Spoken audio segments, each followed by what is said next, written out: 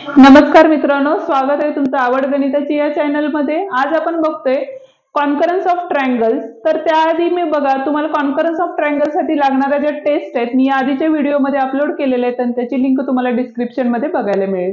पण अजूनही तुम्ही माझ्या चॅनलला सबस्क्राईब केलं नसेल तर चॅनलला नक्की सबस्क्राईब करा आणि व्हिडिओ आवडला तर व्हिडिओला पण नक्की लाईक करा। तर आता प्रॅक्टिस सेट जो आहे तो प्रॅक्टिस सेट 13.1 आहे आणि आपल्याला जो क्वेश्चन विचारलेला तो सांगितलेला आहे बघा, state the test and corresponds of the vertices by which triangles in each pairs are concurrent। म्हणजे हा जे दिलेले ट्रायंगल्स आहेत ते एकमेकांना कोणत्या करस्पॉन्डिंग साइड्स नुसार कॉन्करंट होतात आणि कोणती टेस्ट आहे ती त्यांनी विचारलेली आहे। तर आता फर्स्ट जो ट्रायंगल दिलेला आहे त्यामध्ये बघा एकाच ह्याच्यात दोन ट्रायंगल दिलेले आहेत, एक तर XWZ आणि YWZ दिलेले आहे।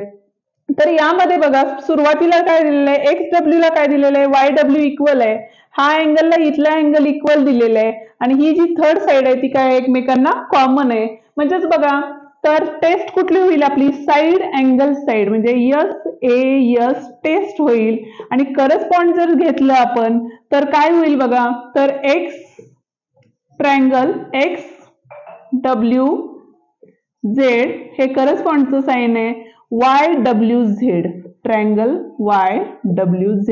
आता हे असंच का घेतलं तर सुरुवात बघा XW ला काय आहे YW इक्वल आहे म्हणून X पासून स्टार्ट केलं आणि इकडे काय केलेलं आहे Y पासून स्टार्ट केलेलं आहे म्हणजे XWZ आणि इकडे घेणार आहे YWZ। हे दोन ट्रायंगल काय असणार आहेत करस्पॉन्ड्स असणार आहेत म्हणजे ट्रायंगल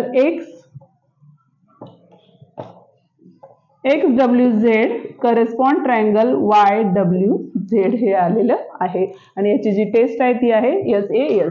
नेक्स्ट जो क्वेश्चन आहे तो बघा, तर आता ह्या ट्रायंगल मध्ये देताना एक तर इथं राईट अँगल आहे इथं राईट अँगल आहे, हायपोटेनियस इक्वल दिलेले आहेत आणि हा जो आहे आपला IJ जी कॉमन साइड आहे ती इक्वल असणार आहे। दोन ट्रायंगल जर कंबाईन दिले असेल आणि जी मधली साइड असते ती कॉमन असती आणि कॉमन साइड म्हणजेच काय दोन्ही ट्रायंगल मध्ये इन्क्लुडेड साइड असती म्हणून ती काय असती कॉमन अँड इक्वल असती। म्हणजेच बघा एक हायपोटेनियस आणि एक साइड इक्वल असल्यामुळं इथं जे होणार आहे ते काय असणार आहे हायपोटेनियस साइड टेस्ट नुसार हे दोन हे जे असणारे ट्रायंगल कॉन्करंट असणार आहेत आणि करस्पॉन्डिंग अँगल जर म्हणले किंवा ट्रायंगल म्हणले तर बघा KIJ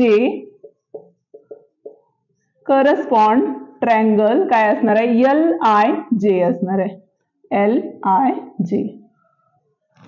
नेक्स्ट आपला जो आहे क्वेश्चन तो त्या डायग्राम मध्ये बघा, तर आता इथं जी डबल सिग्नल आहे इथं पण डबल सिग्नल आहे, इथं सिंगल आहे इथं सिंगल आहे आणि थर्ड वन जी आहे ती आपली मगाशी सांगितलं दोघांच्यात कॉमन असणारी लाईन आहे त्यामुळे ती थर्ड लाईन पण काय असणार आहेत इक्वल असणार आहेत। म्हणजे इथं जी यूज झालेली टेस्ट आहे ती म्हणजे यस साइड साइड आणि side side side side S test नुसार हे दोन ट्रायंगल एकमेकांना कॉन्करंट झालेले आहेत आणि त्यांची जर आपण हे बघितलं तर बघा HEG असणार आहे ट्रायंगल HEG घेतलेलं आहे। जसं आपण वन लाईन पासून स्टार्ट केलेलं आहे तसंच इथं पण करताना काय करणार आहे आपण GFE असं असणार आहे ट्रायंगल GFE। जो फोर्थ क्वेश्चन दिलाय त्यामध्ये बघा ट्रायंगल देताना SMA आणि TPO दिलेले आहे पण ऍक्च्युली इथं देताना बघा सिम्बॉल्स बघायचे, सिम्बॉल्स बघितले की आपल्याला लक्षात येते की कुठली टेस्ट यूज केलेली आहे। इथं बघा angle side angle same here angle side angle म्हणजेच बघा ASA टेस्ट नुसार हे दोन काय झालेले आहेत अँगल दोन्ही ट्रायंगल इक्वल झालेले आहेत म्हणजे करस्पॉन्ड झालेले आहेत। करस्पॉन्डचे जे सिग्नल असणार आहेत ते येताना कुठले असणार आहेत बघा SMA ट्रायंगल आणि जे करस्पॉन्डिंग साइन्स ट्रायंगल काय असणार आहे TPO।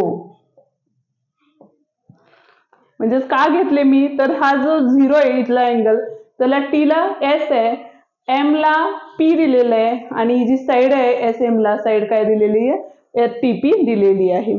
तर आता नेक्स्ट जो आहे तो आहे बघा आपला इथं परत आता कॉमन साइड आलेली आहे पण देताना त्यांनी अँगलचे सिम्बॉल दिलेले आहेत म्हणजे ह्या जो क्रॉस आहे ह्या क्रॉसला हा क्रॉस इक्वल आहे, हा N ला इथला अँगल N आहे म्हणजेच बघा कुठले अँगल झालेले आहेत अँगल अँगल साइड किंवा साइड अँगल अँगल। एकतर दोन टेस्ट येतात इथं SAA और AAS टेस्ट ह्या दोन्हीपैकी कोणतीही टेस्ट तुम्ही लिहू शकता. तर आता जर ट्रायंगलचे नेम्स घेतले तर स्टार्ट फ्रॉम यम होणार आहेत, कारण यम टी एन आणि इकडे नसणार आहे एस टी एन. म्हणजेच बघा triangle M T N correspond triangle S T N असणार आहे. हे का घेतलं तर आता यम पासून स्टार्ट झाल्यानंतर इकडचं 2 लाईन्स आलेले आहेत आणि इकडं एस पासून स्टार्ट झाल्यानंतर इथल्या 2 लाईन्स, म्हणजे M T is equals to देताना त्यांनी एस टी दिलेलं आहे. सेम इथल्या अँगलला इथला अँगल दिलेला म्हणजे सेंटरला अँगल टी आला पाहिजे आणि लास्टला काय आला पाहिजे आपला एन आला पाहिजे, किंवा आपण एन पासून स्टार्ट करून एन पर्यंत एम पर्यंत पण घेऊ शकतो. हा एक्सरसाइज इथं संपलेली आहे. व्हिडिओ आवडला तर व्हिडिओला लाईक करा आणि चॅनलला सबस्क्राईब करायला विसरू नका. थँक्यू.